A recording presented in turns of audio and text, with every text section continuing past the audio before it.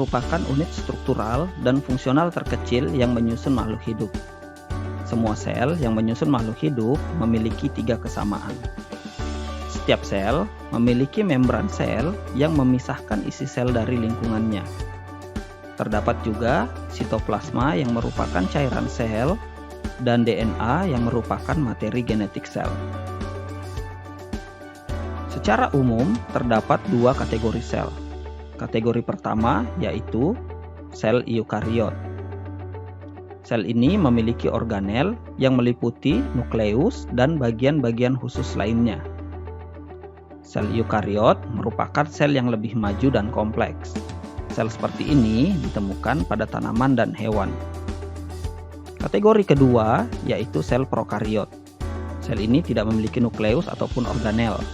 Sel prokariot tetap memiliki materi genetik, tapi tidak di dalam nukleus. Sel prokariot selalu bersel satu, atau disebut organisme uniseluler, contohnya bakteri. Jadi, apa itu organel? Organel berarti organ kecil, merupakan bagian khusus dari sel yang memiliki fungsi yang unik. Yang pertama, nukleus atau inti sel yang merupakan pusat kendali sel. Nukleus mengandung materi genetik berupa DNA. DNA mengandung informasi yang menentukan seluruh kegiatan sel. DNA yang tersebar dalam inti sel berada dalam wujud kromatin. Ketika sel siap untuk membelah, DNA memadat menjadi suatu struktur yang dikenal sebagai kromosom. Nukleus juga mengandung sebuah nukleolus atau anak inti sel, yang merupakan struktur di mana ribosom diproduksi. Setelah ribosom meninggalkan nukleus, ribosom selanjutnya memiliki tugas penting untuk mensintesis atau membuat protein. Di luar nukleus, ribosom dan organel lain melayang di sitoplasma.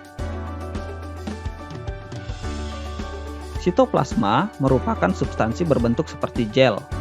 Ribosom dapat berkeliaran bebas di sitoplasma atau melekat pada retikulum endoplasma, yang biasa disingkat Re. Ada 2 jenis Re kasar, di mana memiliki ribosom yang melekat pada permukaannya, dan Re halus yang tidak memiliki ribosom pada permukaannya. Retikulum endoplasma adalah membran tertutup berbentuk lorong-lorong untuk menyalurkan hasil protein yang disintesis. Protein dan bahan lainnya dikeluarkan dari Re dalam bentuk vesikula-vesikula kecil. Vesikula ini akan ditangkap oleh aparatus Golgi atau sering disebut badan Golgi. Protein bergerak melalui badan Golgi untuk dimatangkan atau diubah menjadi bentuk yang dapat digunakan oleh sel. Badan Golgi terlibat dalam pelipatan protein sehingga menghasilkan protein yang dapat difungsikan. Badan Golgi juga menambahkan bahan lain pada protein seperti lipid atau karbohidrat. Vakuola adalah struktur seperti kantung yang menyimpan berbagai jenis bahan yang berbeda. Tanaman memiliki sebuah vakuola berukuran besar yang disebut vakuola sentral. Vakuola ini berperan dalam menyimpan air. Apabila kita kembali ke sel hewan, akan ditemui sebuah organel disebut lisosom. Lisosom berperan sebagai pengumpul sisa-sisa aktivitas sel dan mengambil bagian sel yang rusak. Lisosom berisi penuh dengan enzim hidrolitik yang memecah puing tersebut. Mitokondria adalah organel yang merupakan penghasil energi, baik bagi hewan maupun sel tumbuhan. Selama respirasi seluler, mitokondria membuat molekul ATP yang menyediakan energi untuk semua kegiatan sel. Sel-sel yang membutuhkan lebih banyak energi akan memiliki lebih banyak mitokondria. Sel mempertahankan bentuknya menggunakan sitoskeleton. Sitoskeleton terdiri dari struktur seperti benang yang terbuat dari protein disebut mikrofilamen dan mikrotubulus yang berupa tabung tipis berongga. Beberapa organisme seperti tumbuhan bersifat fotoautotrof, yang berarti mereka menangkap sinar matahari untuk dijadikan energi. Sel tumbuhan memiliki organel yang disebut kloroplas. Kloroplas adalah tempat fotosintesis terjadi. Kloroplas berwarna hijau karena memiliki pigmen yang disebut klorofil.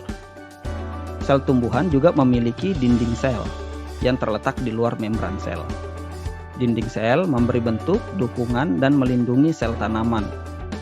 Sedangkan sel hewan tidak memiliki dinding sel.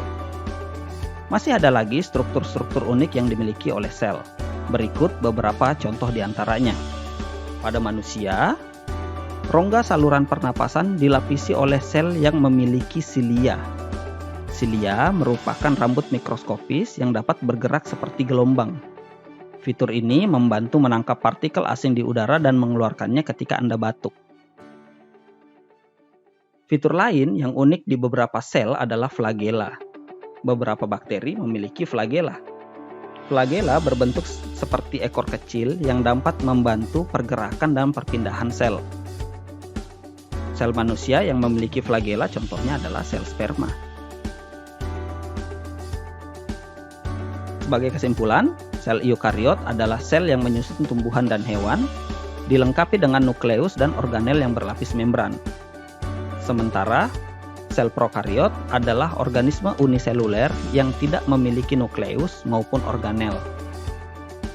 Dan perlu diingat, semua sel memiliki membran sel, sitoplasma, dan materi genetik.